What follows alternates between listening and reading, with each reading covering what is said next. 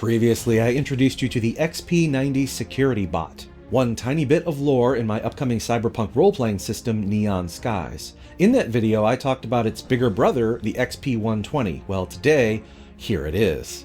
I'll show you how I built this thing, and this one, unlike its little brother, can fly. I imagine that the legs sort of fold up into each other like this, and then you got the jet engines at the back, so this could get anywhere in Rook City within seconds to quell rioting if needed. In a lucrative run to the thrift store, I found this Star Wars fighter toy. I don't know what model it is, but it is loaded down with all kinds of good greeble and panels. And the way its lines are kind of remind me of Warhammer 40k Tau, so some of these bits might come in handy for that. I've got to save some of them, but for here what I was interested in was the bottom of the chassis, which is sort of an egg shape. Because again, this is the bigger brother to the XP120, so it should share some aesthetic design language with it. So anyway, a bit of surgery and some time with the hacksaw, and I've got the part I wanted. Now, I also had two of these Nerf guns, or generic brand air dart guns. I like the white part of it. I thought it would make a good underside for the filling out the general bulk of the body portion. But then, once I got that casing off, it occurred to me, I was looking at this bit inside, and this looks like an inverted leg. This could be perfect and proportional for this walker's legs. But first, the task at hand. So for the undercarriage, I sort of played around with orientations and tried to find a look that I liked, something that I knew would be visually balanced and also literally balanced over the legs. I ended up lopping off a little bit here and there, and then the circular opening in the front where the dart would normally come out.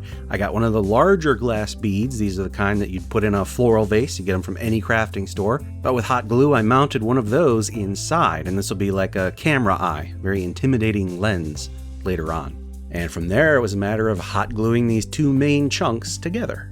Now, I pondered a bit about how to attach these legs. They have the spring-loaded pole thing that you would use to charge the spring for the gun, but when mounting it under there, it's like the leg wouldn't naturally have room to move. Those tabs would touch the body. It just wouldn't make sense. So I took this thing apart and took out the charging cylinder itself. That left me with a little more freedom, but I still needed a way to mount it to the body in a way that would be very strong, because there's going to be a decent amount of weight up there. Anyway, it turns out that these piston things fit perfectly in there pretty tightly, and they hold by friction alone, but I'll use a little glue to reinforce it. And from there, it's a matter of checking the depth to go into one of those holes in the undercarriage, and just loading that up with hot glue and holding it in place for a good 5 to 10 minutes. It won't be super pretty, but you're not really going to see it. It's on the interior, on the underside, and I don't feel like, whipping out clay or some other substance to make this real nice match fit, because the value add to me just isn't there. Final Faction. Mana from heaven for us crafters from the dollar store. These Final Faction blister packs, $1 each. I've used them in many videos before, or some videos before, so I pulled out that baggie and found these 4 bits, which are perfect for the feet. I mounted those on some chipboard, and then with some wooden dowel I had lying around, glued that with, again, hot glue copiously filled into the leg to make it a very strong post, checking the angle, making sure it's solid, and then setting them in. Oh yeah, very nice. Well, here it is so far. The body is done. It's time to load it up with some weapons. I'm gonna go get some leftover Warhammer 40k bits, and I'll be back in 8 seconds. And remember that our sponsor is Heroes Horde for you 3D printers out there. Excellent selection, including all True Tiles lines.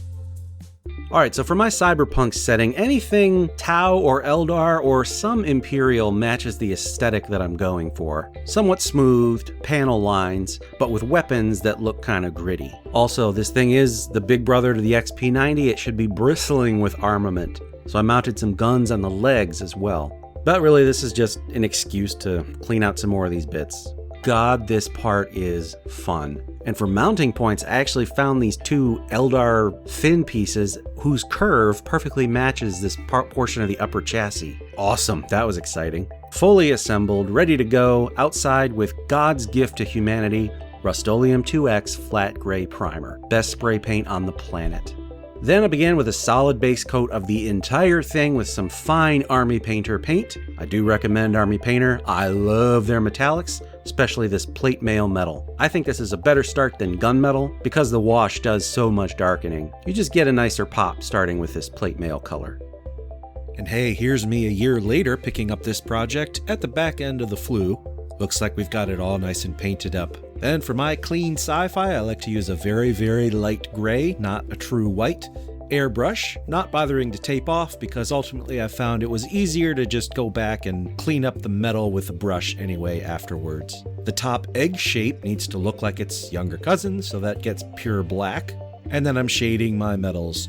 My rule of thumb, quick and dirty. If I want post-APOC or gritty looking sci-fi, I'll wash plate metal with a brown. Otherwise, for clean sci-fi, I use black.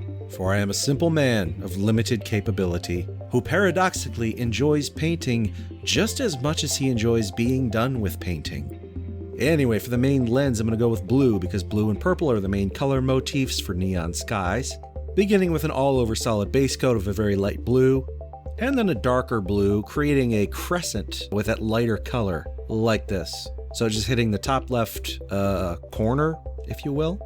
And then with black, an even smaller area in the top left, again, corner. With a brush, a very carefully placed tiny white dot. And that completes the lens effect. I'm going to revisit muzzle burn. I don't like the way it came out on the XP90, so I repainted it as well. And it's easier to film, so I'll just show you what I did here on it. Starting with the Army Painter Weapon Bronze, they do make the finest metallics out there. So you hit the end of the weapon, I don't know, like the last third of it, the tip, whatever seems sensible to you. Then with a rich purple, a light spritzing to just tint that bronze, maybe the last 2/3 of it. And finally with a dark blue, like a night blue, deep, deep, dark midnight blue, spritz just the tip. And there we go, 90-second muzzle heat bloom. Oh, and lastly, I took a mid-gray and rinsed it down with some glaze medium, just clear acrylic medium, and did a little bit of panel lining. There are so many great tutorials out there from actual professionals showing you how to paint white, but this is a crucial step. It's amazing how it makes the smoother surfaces pop. Conventionally, you'd go in with a true white and do some edge highlighting after this, but as a matter of principle, I don't edge highlight.